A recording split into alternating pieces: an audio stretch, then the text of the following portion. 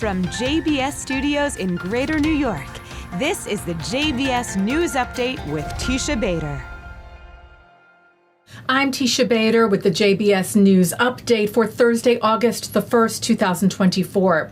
The IDF confirmed today that the head of terror group Hamas's military wing, Mohammed Deif, was killed in an Israeli airstrike last month.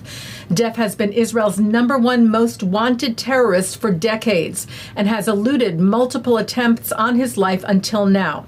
He was killed in an IDF airstrike back on July the 13th of this year, but his death was not confirmed until today.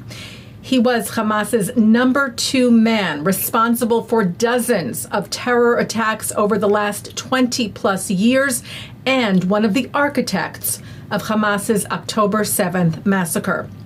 Israel's defense minister Yoav Gallant called Deif the Osama bin Laden of Gaza and said that Israel's defense establishment will pursue Hamas terrorists, both the planners and the perpetrators of the October 7th massacre. We will not rest until this mission is accomplished. After the verification of the Hamas chief's death and amid threats from Iran after the assassination this week of Hamas political leader Ismail Haniyeh, Israeli Prime Minister Benjamin Netanyahu held an in-depth assessment of the IDF Home Front Command's activity from the outbreak of the war until today, after which Netanyahu said Israel is in a state of very high readiness for any scenario. On both defense and offense, we will exact a very high price for any act of aggression against us from any quarter whatsoever.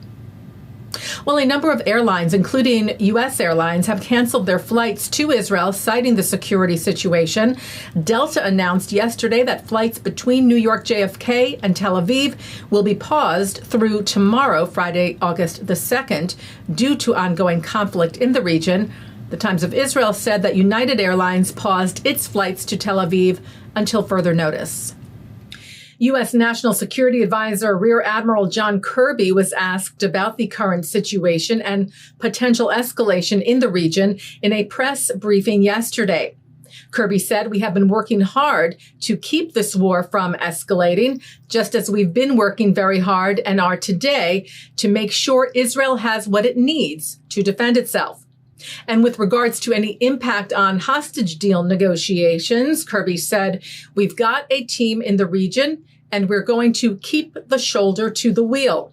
It's that important," saying we still believe the gaps are narrow enough to be closed. We still believe the details can be hashed out. Well, today marks 300 days since the Hamas massacre of October the 7th, and 300 days of captivity for the 115 hostages who remain held by Hamas in Gaza. Israel's President Isaac Herzog writing, "For 300 days, our sons and daughters, brothers and sisters, mothers and fathers, grandparents have been languishing in the dungeons of Hamas in Gaza. Each second of every minute of every hour of these 300 days is a crime against humanity. And each second that passes, the need to bring them home becomes more and more urgent. To all the leaders of the world who wish for peace in our region, I say clearly, help us bring our hostages home. All of them, young and old, men and women, Jews, Muslims, and more." Jewish organizations marked the tragic milestone today as well, including the Anti-Defamation League, who shared video saying enough is enough. We must keep advocating for their return until they are all home.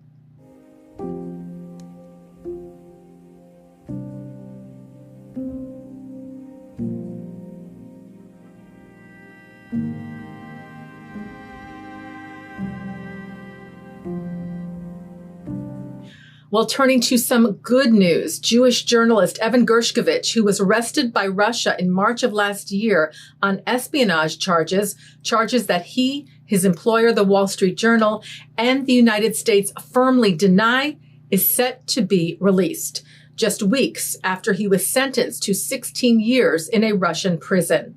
U.S. President Joe Biden said today that Gershkovich, along with Paul Whelan, Alsu Kurmasheva, and Vladimir Kara-Murza, is finally coming home.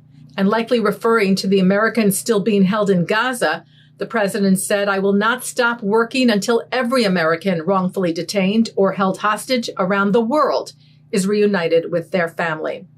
And for more good news today, we turn to the Olympics, where Israel won its first 2 medals at the Games in Paris today. Israeli judoka Peter Palchik won a bronze in the men's under 100 kilogram weight class, and Inbal Lanier won a silver in the women's under 78 kilo class.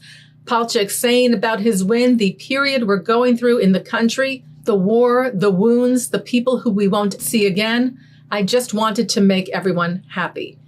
And speaking about his coach, a bronze-winning judo Olympian in his own right, Oren Smadja, who lost his son, Sergeant First Class in Reserve Omer, in battle in Gaza just last month, Palchik said, "Oren, after what he went through, I couldn't give up for even one moment." Lanier told the press after her medal win today, "The fact that I have the privilege to give a little happy news during this time is worth everything to me. I have the privilege to represent the country and to raise the flag all over the world, and that gave me huge motivation." Lanier also noted the yellow scrunchie she wore in her hair during the competition, a symbol for the hostages, to show, she said, that I'm thinking about them also today. Taking a look now at our programming for tonight on JBS for Thursday, August the 1st at 7 o'clock, we hear reflections on the 2-day Recharging Reform Judaism conference and visions for charting a path forward for the reform movement. At 8:30, FIDF Steve Weil is joined by Jonathan Shanzer to discuss recent developments in the region, including strikes from Israel on Hezbollah, the terrorists that Israel has recently eliminated, the anticipated response after these assassinations, and the status of Hamas without the majority of its leadership, and more.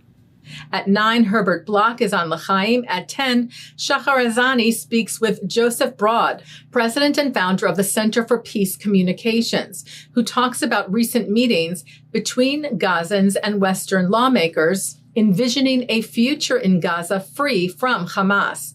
That program is also coming up next. And that's the JBS News Update for Thursday, August the 1st, 2024. I'm Teisha Bader. Am Yisrael Chai.